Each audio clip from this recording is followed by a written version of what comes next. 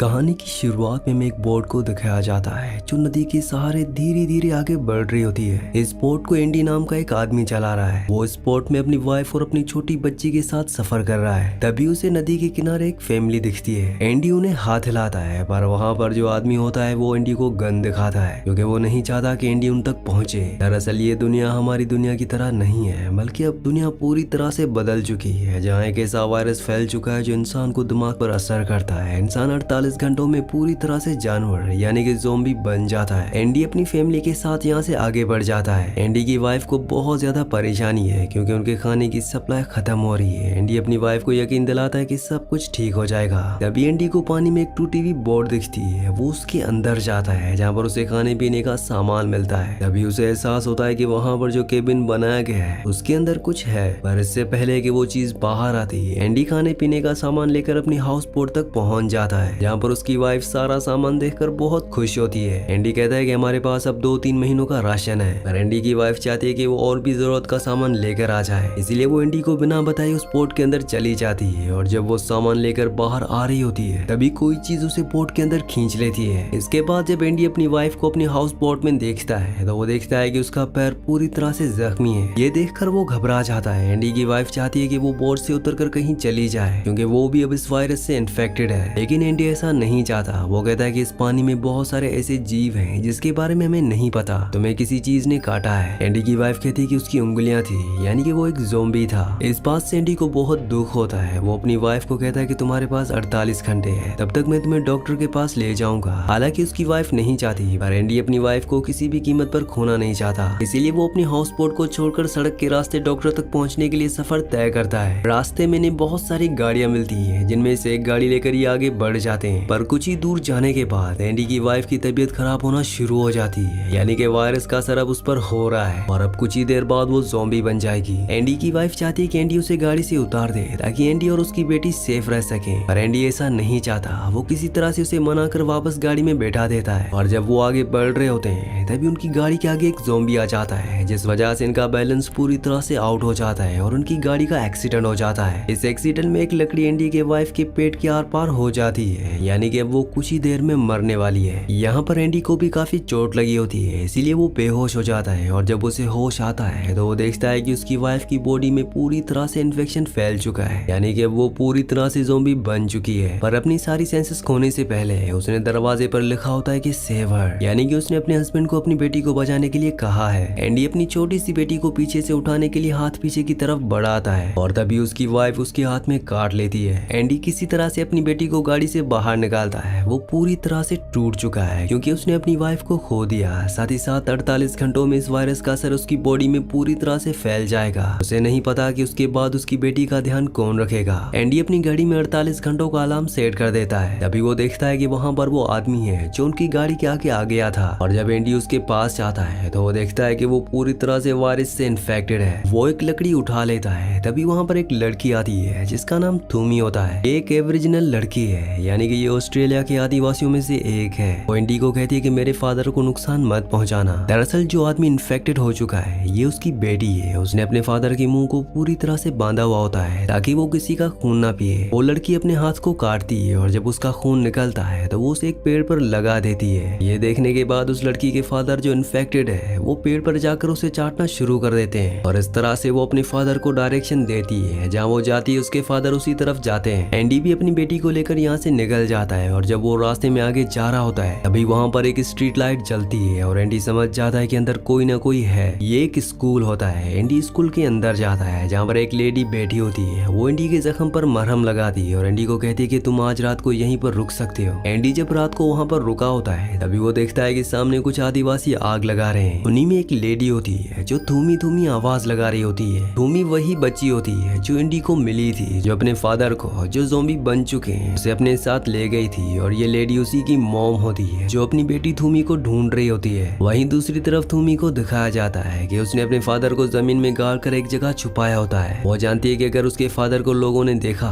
तो वो उसे मार देंगे क्योंकि यहाँ के आदिवासी लोग सभी ज़ॉम्बीज़ को, सभी इन्फेक्टेड लोगों को मार रहे होते हैं। थूमी अपने फादर से बहुत प्यार करती है और वो अपने फादर को जिस हालत में वो है उसी हालत में हमेशा के लिए बचा कर रखना चाहती है। वहीं अब एंडी अगली सुबह यहाँ से निकलने लगता है। दरअसल वो यहाँ ज्यादा देर तक नहीं रुक सकता क्योंकि वो जल्दी इस वायरस से इन्फेक्टेड हो जाएगा और ना ही वो अपनी बेटी को यहाँ पर इस लेडी के पास छोड़ सकता है क्योंकि उसकी तबीयत खराब है, जिसकी वजह से जल्दी उसकी मौत हो जाएगी। एंडी को जाने से पहले वो एक फोटो दिखाती है जिसमें थूमी और उसके फादर की फोटो होती है। वो एंडी को कहती है कि थूमी अपने फादर से बहुत प्यार करती है और अगर तुम अपनी बेटी को दूसरा चांस देना चाहते हो तो तुम उसे ढूंढकर अपनी बेटी को सौंप सकते हो। एंडी वहाँ से निकल जाता है और जब वो आगे जाता है तो उसे वहाँ पर एक गाड़ी दिखती है, पर इससे पहले कि वो गाड़ी के अंदर बैठता उसके ऊपर कोई गोली चलाता है। वो देखता है कि सामने एक आदमी लेटा होता है। दरअसल गोली उसने उसके ऊपर नहीं चलाई होती, उसके पीछे एक ज़ॉम्बी आ रहा होता है, उसने उससे गोली मारी होती है। वो एंडी को कहता है कि गोली की आवाज सुनकर बहुत जल्द यहाँ पर सभी इन्फेक्टेड लोग आ जाएंगे, तुम्हें जल्दी से मुझे यहाँ से निकालना होगा। दरअसल वो एक बहुत बड़े सिलेंडर के नीचे फंसा होता है। एंडी उस सिलेंडर को गाड़ी से खींचकर हटा देता है और उसके बाद ये दोनों के दोनों यहाँ से निकल जाते हैं। वो आदमी उसे अपने घर ले जाता है जहाँ पर उसकी वाइफ भी होती है। ये घर पूरी तरह से ज़ॉम्बीज से इन्फेक्टेड लोगों से सेफ है। इसके बाद वो आदमी जिसका नाम विक है वो एंडी को अपने साथ एक जगह ले जाता है जहाँ पर एंडी देखता है कि बहुत सारे इन्फेक्टेड लोग एक केज के चारों तरफ होते हैं। विक कहता है कि हमें इन्हें मारना है और अब एंडी और विक उनका शिकार करना शुरू कर देते हैं। जब ये सबको मार देते हैं और पिंजरे के पास जाते हैं तो एंडी देखता है कि उस पिंजरे के अंदर थूमी को कैद किया होता है। एंडी विक से पूछता है कि ये सब क्या है। विक उसे कहता है कि बिना चारे हम मछली नहीं पकड़ सकते। दरअसल वो यहाँ पर इन्फेक्टेड लोगों को मारकर उनके पास जो भी वैल्यूबल चीजें होती है ये उन सब को ले रहा होता है ताकि जब पूरी तरह से दुनिया नॉर्मल हो जाए तो उसे किसी चीज की कमी ना हो। हालांकि एंडी को ये देखकर बहुत बुरा लगता है, पर विक उसे कहता है कि तुम्हें इस लड़की के बारे में ना सोचकर अपनी बेटी के बारे में सोचना चाहिए। यहाँ पर विक ने एक और बूढ़े आदिवासी को पिंजरे में कैद किया होता है। इसके बाद ये दोनों के दोनों घर वापस आ जाते हैं। रात को एंडी अपनी बेटी को पालने में छोड़कर घर से बाहर निकल जाता है क्योंकि वो अपनी जान देना चाहता है। तभी वहाँ पर विक की वाइफ आ जाती है। वो कहती है कि ऐसा मत करना, तुम्हें लगता है कि तुम्हारी बेटी यहाँ पर सेफ है, लेकिन ऐसा नहीं है। विक मेरा हस्बैंड नहीं है, बल्कि उसने मेरे हस्बैंड को मारा था। अगर तुम अपनी बेटी को सेफ रखना चाहते हो तो तुम्हें उसे यहाँ से कहीं और लेकर जाना होगा। मैं जानती हूँ कि तुम इन्फेक्टेड हो, तुम्हारे पास कितने घंटे हैं? एंडी बताता है कि मेरे पास 20 घंटे हैं। वो ये भी कहता है कि मैंने नदी के किनारे एक फैमिली को देखा था, मैं तुम्हें वहीं पर लेकर चलता हूँ। लेकिन इससे पहले कि वो उन्हें यहाँ से लेकर जाता है यहाँ पर विक आ जाता है और वो एंडी को उसी चीज के अंदर, जिस केज के अंदर उसने थूमी को बंद किया है, वहाँ पर बंद कर देता है। हालांकि थूमी एंडी से पहले डर रही होती है, पर एंडी उसे यकीन दिलाता है कि उसे डरने की जरूरत नहीं है, वो उसे नुकसान नहीं पहुंचाएगा। दरअसल वो डर इसलिए भी रही होती है क्योंकि एक दिन पहले वो विक के साथ था जिसने थूमी को यहाँ पर बंद किया है। अब इन्हें यहाँ से किसी भी तरह से निकलना होगा, इसीलिए एंडी चैन के साथ मांस का एक टुकड़ा बनाता है और चैन का दूसरा सिरा केज के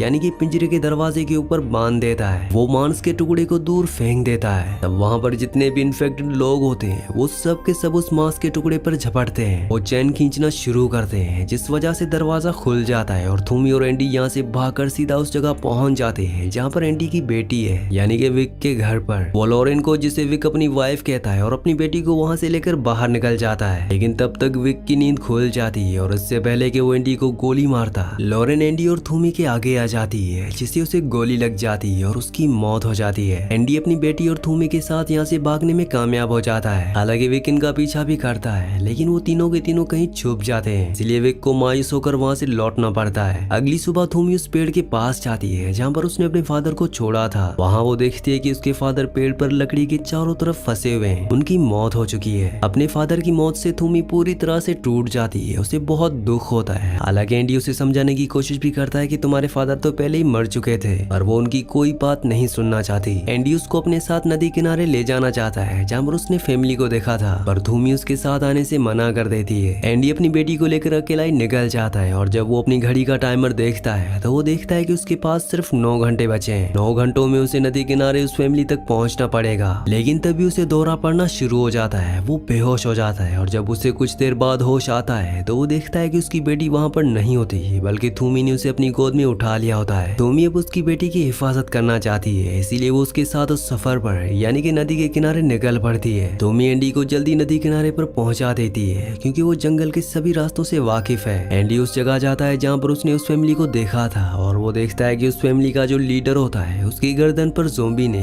यानी कि इन्फेक्टेड आदमी ने काटा होता है और जल्दी वो भी इन्फेक्टेड होने वाला है। वो एंडी को गन दिखाता है, वो कहता है कि इसमें 6 गोलियां हैं, 4 मेरी फैमिली के लिए, अगर तुम चाहो तो तुम भी अपने आप को और अपनी बेटी को खत्म कर सकते हो। एंडी उसे ऐसा करने से मना करता है, वो कहता है कि मैं अपनी फैमिली को ऐसी जगह नहीं छोड़ सकता जहाँ पर कोई भी सेफ नहीं है, मैं उन्हें ऐसी जिंदगी नहीं देना चाहता। एंडी अपनी बेटी को लेकर आगे निकलने लगता है, तभी उसे एक के बाद एक 3 गोलियों की आवाज सुनाई देती है। यानी कि उस आदमी ने अपनी फैमिली को मार दिया और उसके बाद वो अपने आप को भी मार देता है। एंडी उसकी गन उठा लेता है जिसमें अभी भी 2 गोलियां हैं। उसे कुछ भी समझ में नहीं आ रहा होता कि उसे क्या करना चाहिए। वहीं थूमी को दिखाया जाता है जो उसी फैमिली है जिसने अपने आप को खत्म कर लिया है, उनके टेंट के अंदर होती है। और जब वो एंडी को बैग दिखाती है तो उसके अंदर उसे वही फोटो मिलती है जो एंडी को उस औरत ने दी थी जो उसे सबसे पहले मिली थी, जो बीमार थी। और ये फोटो थूमी की और उसके फादर की, उसकी फैमिली की होती है। ये फोटो देखने के बाद उसका एंडी के ऊपर यकीन और भी ज्यादा बढ़ जाता है। वो एंडी के पास आती है और कहती है कि मैं अपने घर लोगों के पास वापस जाना चाहती हूँ, क्या तुम भी मेरे साथ आना चाहोगे? एंडी हाँ कहता है। वो एंडी को धुआं दिखाती है और कहती है कि मेरे लोग वहाँ पर हैं। अब ये तीनों के तीनों रेलवे ट्रैक के टनल से होते हुए आगे बढ़ना शुरू कर देते हैं। तब ये देखते हैं कि सामने विक होता है। विक ने नहीं देखा होता है, इसलिए एंडी अपनी बेटी को और थूमी को वहीं पर खड़ी एक गाड़ी के अंदर बिठा देता है और खुद वहाँ पर जितने भी ज़ॉम्बीज होते हैं जिन्हें विक ने बांधा होता है उनके साथ लाइन में जाकर खड़ा हो जाता है। विक एक एक करके सभी ज़ॉम्बीज को मार रहा होता है और जैसे ही वो एंडी के पास आता है, एंडी अपना रिवॉल्वर निकालकर उसे मारने की कोशिश करता है। इन दोनों के बीच में हाथापाई होती है और इस हाथापाई में वो एंडी की रिवॉल्वर छीनकर उसी को गोली मार देता है। इसके बाद वो गाड़ी के पास जाता है जहाँ पर थूमी और एंडी की बेटी है। वो थूमी को गाड़ी से निकालकर ट्रक पर गिरा देता है जिससे वो बेहोश हो जाती है। दरअसल वो जख्मी हो चुकी होती है और अब वो एंडी की बेटी को अपनी गोद में बिठाकर एक जगह बैठ जाता है। एंडी उसके पास जाता है, वो उसे अपनी बेटी मांगता है। विक कहता है कि तुमने मेरी लॉरेन को मुझसे छीना था, अब मैं तुम्हारी बेटी को तुमसे छीन लूंगा। एंडी कहता है कि लॉरेन तुम्हारी कभी थी ही नहीं। इस बात से उसे एहसास होता है कि कहीं न कहीं वो सच बोल रहा है। दरअसल वो अंदर ही अंदर गिल्ट में भी होता है और वो एंडी की बेटी को वापस कर देता है। इसके बाद थूमी, एंडी और एंडी की बेटी यहाँ से आगे बढ़ना शुरू कर देते हैं। पर थूमी को आगे बढ़ने में, चलने में बहुत तकलीफ हो रही होती है क्योंकि उसके सर पर चोट लगी हुई होती है जहाँ से खून बह रहा होता है। एंडी उसे कहता है कि अगर तुम बेहोश हो गई तो हम कभी भी अपनी मंजिल तक नहीं पहुंच पाएंगे। वो उसे मोटिवेट करता है और धीरे धीरे ये आगे बढ़ना शुरू कर देते हैं। यहाँ पर एंडी को एक बार फिर से दौरा पड़ता है, पर जब वो अपनी बेटी की आवाज सुनता है तो वो एक बार फिर से होश में आ जाता है। पर एंडी इसके बाद ज्यादा दूर तक नहीं चल पाता, वो घुटनों के बल जमीन पर गिर जाता है। वो थूमी से कहता है कि तुम्हें वादा करना होगा कि तुम हमेशा मेरी बेटी का ध्यान रखोगी। थूमी कहती है कि मैं वादा करती हूँ। एंडी अब जानता है कि उसका आखिरी वक्त आ गया है, अब उसे अपनी बेटी को अलविदा कहना होगा। वो उसके माथे को चूमता है और थूमी से एक बॉक्स मांगता है जिसके अंदर हाथों को बांधने का एक फंदा होता है। वहीं दूसरी तरफ ये दिखाया जाता है जिस तरफ धुआं उठ रहा होता है वहाँ पर थूमी की मॉम और उसके कबीले वाले ज़ॉम्बीज को मार रहे होते हैं। और यहाँ पर ये धुआं इसलिए उठ रहा होता है क्योंकि ये उन्हें जला रहे होते हैं। और तभी धुएं को चीरते हुए एंडी बाहर निकलता है जिसकी पीठ पर उसकी बेटी और थूमी दोनों होते हैं। वो उन दोनों को अपनी पीठ पर लटका कर आगे लाता है। दरअसल एंडी ने थूमी को एक लकड़ी का टुकड़ा दिया होता है जिस पर मांस बंधा हुआ होता है। वो जानता है कि ज़ॉम्बीज मांस से अट्रैक्ट होते हैं और जिस भी तरफ थूमी मांस के टुकड़े को डायरेक्शन देती है एंडी उसी तरफ चलना शुरू कर देता है। और इस तरह से ये तीनों के तीनों कबीले तक, यानी कि सेफ जगह तक पहुंच जाते हैं। थूमी ने एंडी का हाथ पकड़ा हुआ होता है, हालांकि वो पूरी तरह से ज़ॉम्बी बन चुका है। दरअसल एंडी ने अपने मुंह के अंदर कुछ डाल दिया था ताकि वो चाहकर भी किसी को अपने दांतों से काट ना पाए। यहाँ पर अब कबीले वालों को एंडी को मारना होगा, वो उसे भाले से मार देते हैं। थूमी और उसकी मॉम एंडी की बेटी अब अपना लेते हैं। एंडी ने उस होली चौक से, जो आदिवासियों के लिए होली है, उसे अपनी बेटी के पेट पर थैंक यू लिखा होता है। और आखिर में ये दिखाया जाता है कि एंडी की बेटी को ये लोग कबीले ले जाते हैं, साथ ही एंडी का पूरी इज्जत के साथ फ्यूनरल करते हैं, उसी तरह से जिस तरह से थूमी के फादर को दिया गया था। इसी सीन के साथ इस मूवी का, इस कहानी का एंड हो जाता है। अगली कहानी आप किस मूवी पर सुनना चाहते हैं मुझे नीचे कमेंट्स में जरूर बताना, क्योंकि मैं आपके कमेंट्स पढ़ता हूँ और आपके प्यारे प्यारे कमेंट्स का बहुत बहुत शुक्रिया।